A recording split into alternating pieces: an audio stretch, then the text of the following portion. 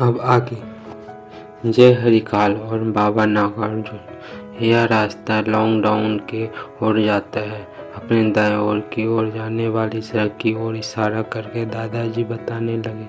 घने जंगल के बीच से गुजरते हुए पहले जहरी खाल नाम की जगह आती है। इसका वास्तविक नाम जय हरी खाल है, लेकिन इसे बोलाई से जहरी खाल जाता है।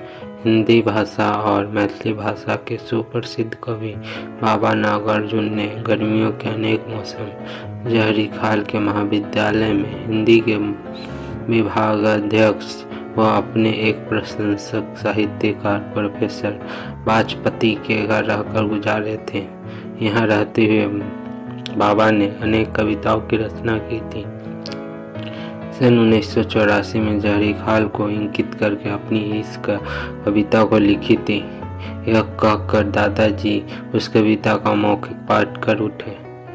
मानसून उतरा है, जहरी खाल की पहाड़ियों पर बादल भिगो गए रातों रात। सलेटी छतों के कच्चे पक्के घरों को प्रमोदित है गिरिजन, सौंधी भाव छोड़ रहे हैं।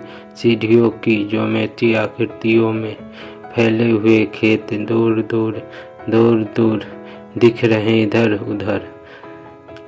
डांडे की दोनों ओर दावानल ध्वस्त बान चांचल, कहीं कहीं डाल रहे व्यवधान। कीड़ों की झुलसी पत्तियां मौसम का पहला वरदान। इन तक भी पहुंचा, जहरी खाल पर उतरा है मानसून, भिगो गया है रातों रात। इनको उनको आपको मौसम का पहला वरदान पहुंचा है सभी तक। यह कविता बोलते बोलते दादाजी भावुक हो उठे। उनका गला भर गया, आंखों में पानी झलक आया। क्या हुआ बाबूजी? यह देखकर सुधाकर ने चिंता भरे स्वर में वो पूछा। कुछ नहीं, दादाजी ने हथेली के पल से पहुँचते हुए कहा। बाबा के संग कुछ पल गुजारने का मौका मुझे भी मिला था। उनकी इस कविता का पाठ करते हुए बस उन पलों की याद आ गई और कुछ नहीं। चलिए इस जगह खड़े होकर बाबा की यही के बादलों पर केंद्रित कविता का पाठ करके आपने उन्हें सच्ची श्रद्धांजलि दे दी। अब चले? नहीं, दादाजी संयत होकर बोले। दो बातें लॉन्गडाउन के बारे में और सुन लो। जी, लैंगडाउन का पुराना नाम कालू डांडा है। कालू का मतलब काला और डांडा का मतलब पहाड़, यानी काले पहाड़ों का क्षेत्र। 1880 में भारत अंडर सिक्रेट बनकर आया लॉर्ड लैंगडॉन ने 1887 के कालू डांडा का नाम बदलकर अपने नाम पर रख दिया। उसने इस जगह को गढ़वाल राइफल के ट्रेनिंग सेंटर के तौर पर विकसित किया और बसाया। लॉर्ड लैंगडॉन को 1880 में भारत का वायसराय बनाया गया। वह 1894 तक वायसराय बना रहा। बाद में इंग्लैंड वापस बुला लिया गया।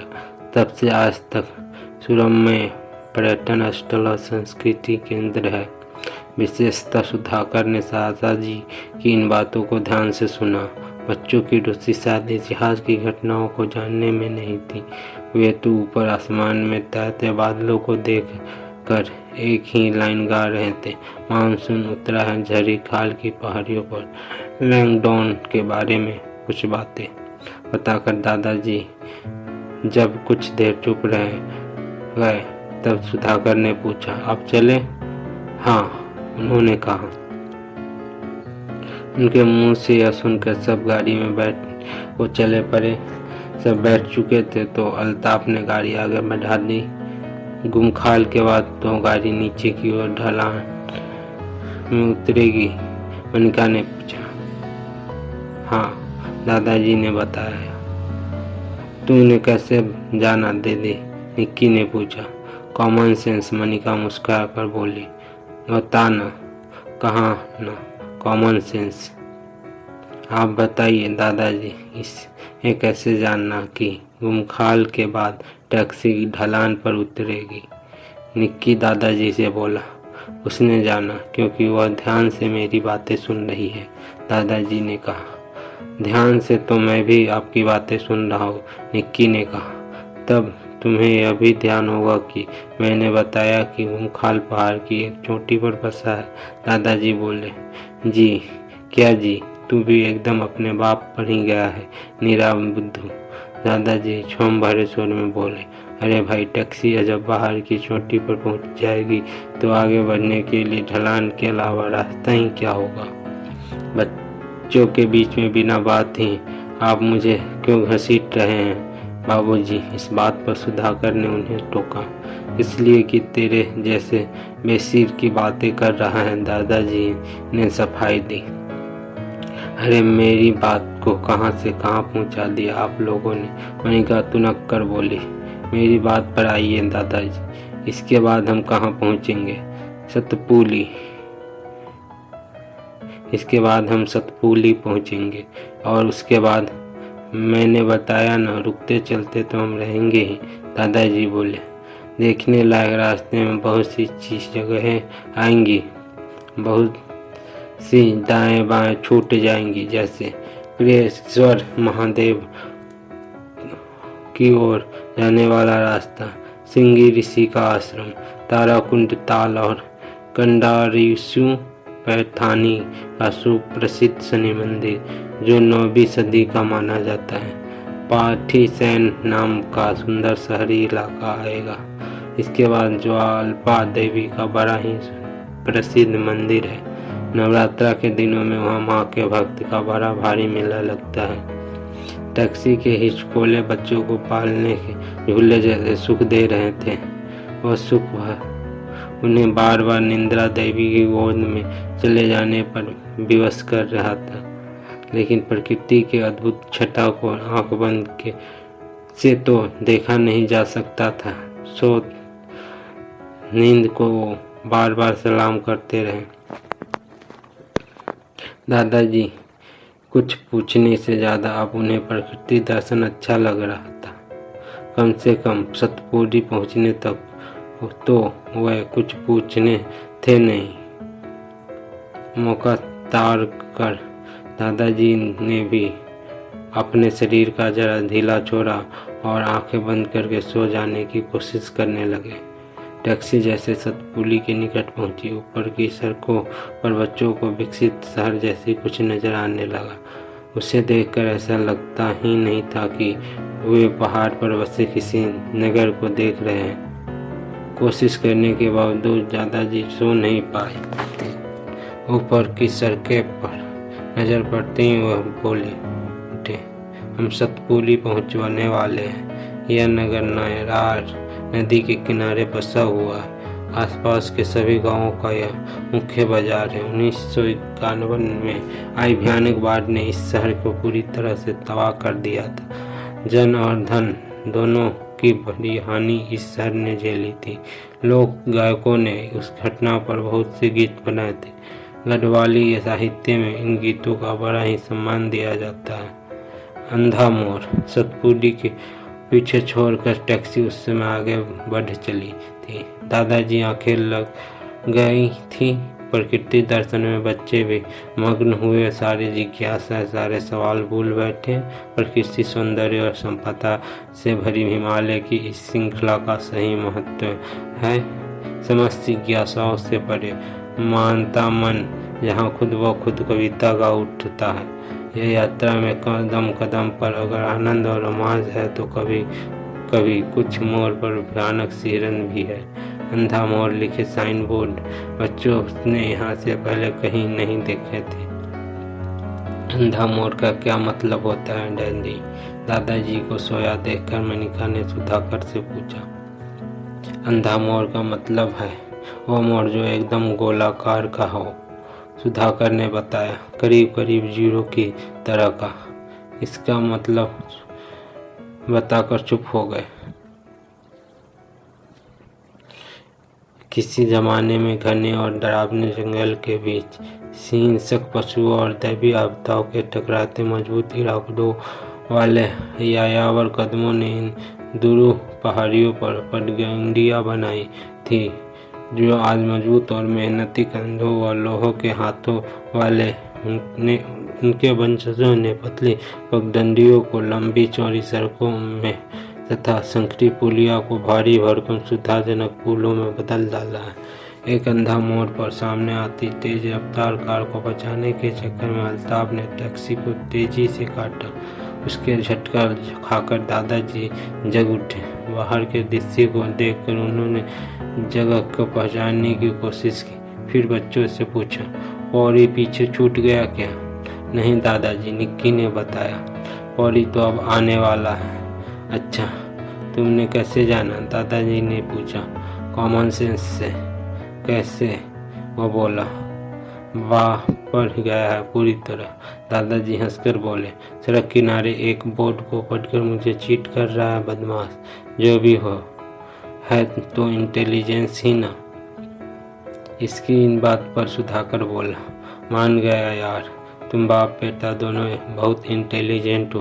दादाजी ने कहा। फिर पूछा, अच्छा यह बताओ कि पौड़ी क्षेत्र का देवता कौन है?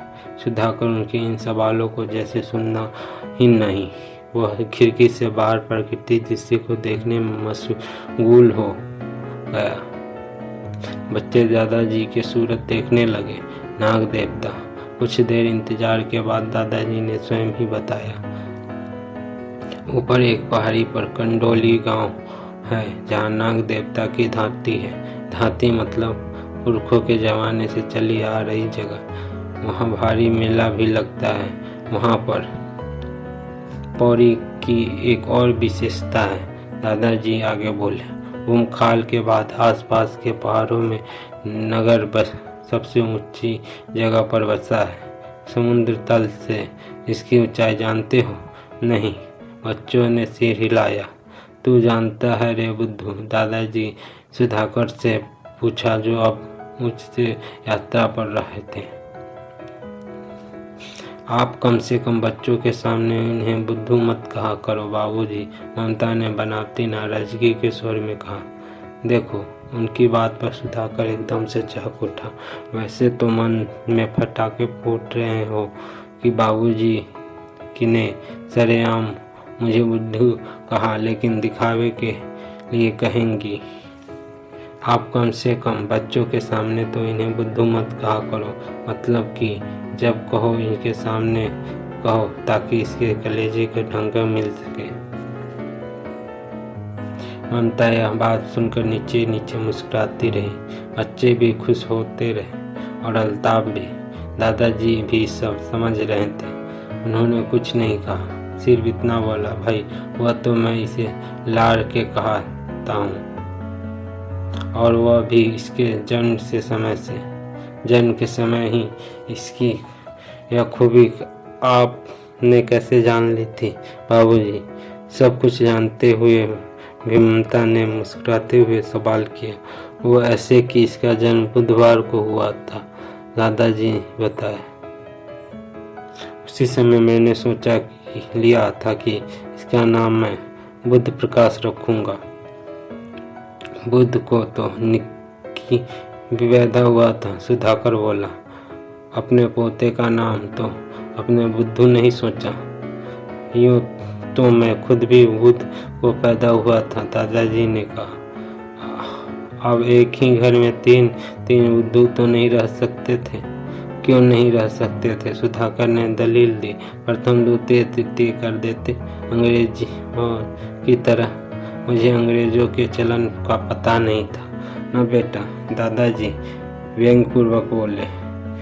खैर बहू, तू आगे की बात सुन। इसे स्कूल में दाखिला कराने को ले जाने से पहले तक यह नाम घर में चलता रहा, लेकिन जब दाखिला कराने स्कूल को ले जाने लगे तो इसकी मम्मी ने कहा, कोई और नाम लिखवाना लड़के का, वरना सारे साथी और अध्यापक बुद्ध प्रकाश को बिगाड़ कर तुम्हारी तरह बुद्धू कहने लगेंगे। मुझे भी उसकी यह दलील जांच गई और उसका नाम सुधाकर लिखवाया, लेकिन जन्मजात नाम मैंने नहीं बिगड़ने दिया बाबूजी, या नहीं सुधरने दिया। सुधाकर बोला, बेटा मैं तुझे बुद्धू कहता हूँ जरूर हूँ, लेकिन मानता थोड़े हूँ। मैं क्या जानता नहीं हूँ कि तू फन में माहिर है और मेरे जैसे तो 100 आदमियों के कान एक साथ काटता है। दादाजी सुधाकर की प्रशंसा करते हुए बोले, कान या बाल? ममता ने चुटकी ली। इस चुटकी पर निक्की तो खिलखिलाकर हंस ही पड़ा। बाकी सब भी हंस बिना रह न सके। अच्छा सुनो, बात को तारमय को जोड़ते हुए दादाजी ने बताना शुरू किया। समुद्र तल से पौड़ी की ऊंचाई करीब 5,500 फुट है। इसलिए हिमालय की बहुत सी चोटियाँ यहाँ से साफ नजर आती है। एकदम सवेरे उषा काल में ऊपर उठती उष्ण की रक्त बनी किरणों जब बर्फीली चोटियों को अपनी आभा को सुशोभित करती तो देखने वाले बस देखते ही रह जाते हैं।